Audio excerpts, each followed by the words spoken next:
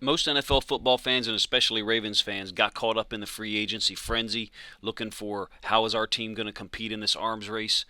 We certainly, at the end of it, we're looking at J.C. Tretter as a guy that could come in and start for the Ravens and be an immediate upgrade, but maybe we miscalculated. Maybe the Ravens front office and their coaching staff had their plan, had their guy all along, and Patrick Mekari was that guy. Maybe there's no interest in drafting a center. In the NFL draft, or at least drafting one that's designated to be a starter. Let's look at some film that the Ravens front office and coaches would probably use to make that justification or to make that claim. One of the reasons they might do that, besides the fact that Mekari's capable and very versatile, is he's familiar with the schemes. He's back blocking on a shade one technique here while the left guard pulls and wraps to the D end. Touchdown pass to Miles Boykin, believe it or not, those things did happen. Mekari knows the scheme. He understands what to do. He stays on people. I always make basketball comparisons, and it's difficult to do that for an offensive lineman, but he reminds me of a defender that you just can't shake. You can't get rid of a guy that's always on you, always in your face. He's got pretty good numbers according to some of the people that rate offensive linemen. I'm not going to refer to those things here. You can find them yourself. That's not what you come here for. Mekari back blocking on another shade one again on this long incomplete pass up in Buffalo. Really windy day. Look, he's got great feet. Keeps a good base, if you ask me. Generally gets surface contact in the correct location. And when he has started to lose people before on certain snaps, he just stays on them. Anchors pretty well, as you'll see from this next play in the playoff game up in Tennessee. He anchors well. I thought he played really well in that game. Great feed. We'll show you some film of him at right tackle later on where he's reaching Chris Jones. Great on down blocks. Pretty good in pass pro, if you ask me. Anchors quite well here. Gives Lamar, a pocket to throw from, a clean pocket to throw from in terms of it not being collapsed in front of his face. And like any good center, very savvy, aware center, he's not only always looking for work, he's always finding it. You can say that guy's looking for work, but Patrick Mekari, when you watch the film of him, no matter where he is, he always finds some work. He always figures out a way to get hands on people, even if it's just as a supplementary aid to his left guard or his right guard in pass pro. Have I seen stronger, more athletic guys with more explosive ability kind of lose him on that second punch, that second engagement? Yeah, seen it 2 or 3 times.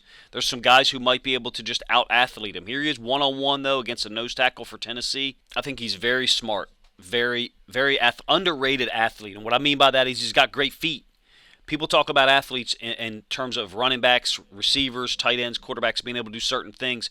Patrick Mekari is a better athlete than a lot of the Ravens offensive linemen we've had dating back to that great season of 2019. Here he is back blocking on a 3 technique in an eagle front by the Cowboys. It's going to be a QB counter read by Lamar that busts for a touchdown. He's getting back here on the 3 technique on this when the left guard and left tackle are pulling to lead the way for Lamar. Look, how many guys who play center in the NFL have the ability to effectively go out there and play offensive tackle? And that's what Patrick Mekari showed this past season. I probably sound like I'm drinking the purple Kool-Aid because, we're not addressing the center position apparently in the offseason.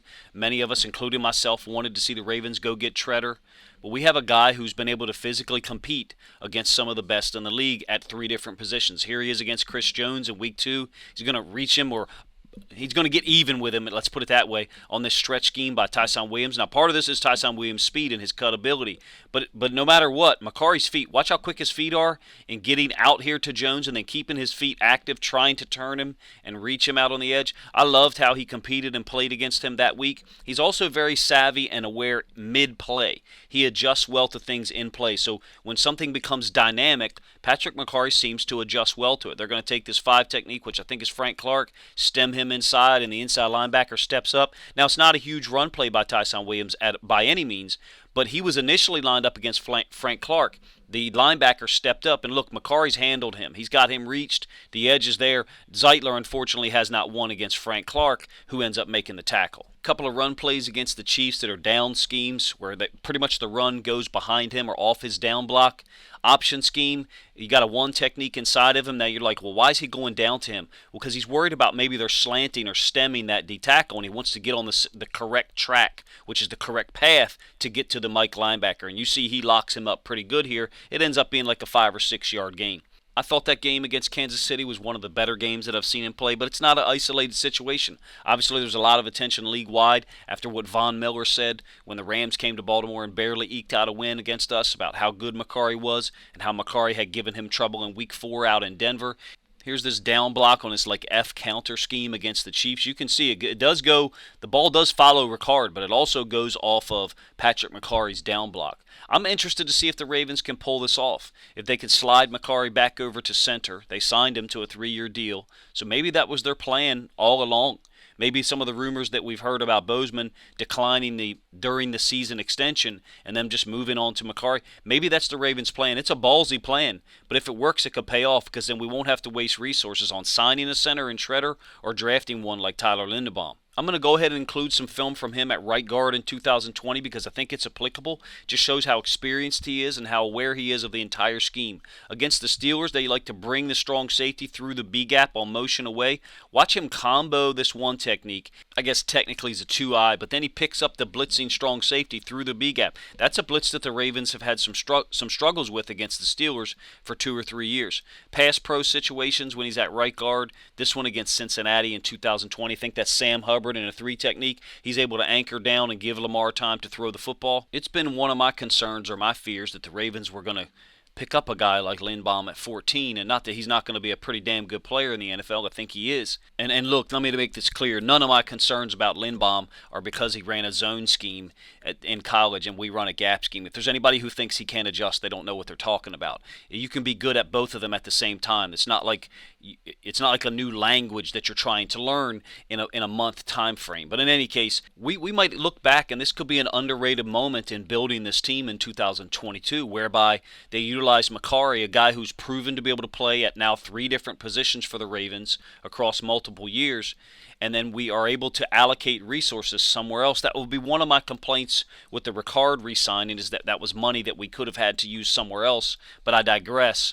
Mekari could be the key to the whole thing, if you ask me. We may be able to allocate resources towards tackle and or edge player early and not have to address the center position at all. Being as that we have a backup there in Cologne who's still under contract, I believe. Am I saying that this is what I would have done? No, I wouldn't have had the foresight to do this. I will be straight honest with you. The Ravens are making a bet here. They're making a bet that Mekari's going to be capable, that Mekari's going to give them a solid choice at center. That could be the play that we're getting here. You guys let me know in the comment section or in retweets what you think about Mekari playing center. I tried to show you some film of him at all 3 positions so you can see how quick he is compared to some of the NFL D linemen he faces. They may be bigger, stronger, more explosive guys than him, but his foot speed, his ability to stay on people, his strength in his hips, his awareness and savvy, to me, it does scream center when you think about it, but we just did not assume that Mekari would be the answer in the way the Ravens would address the center position. But if it works out in 2022 and the Ravens have a big season, we look back, we might have to evaluate this as an underrated and really brilliant move by the Ravens.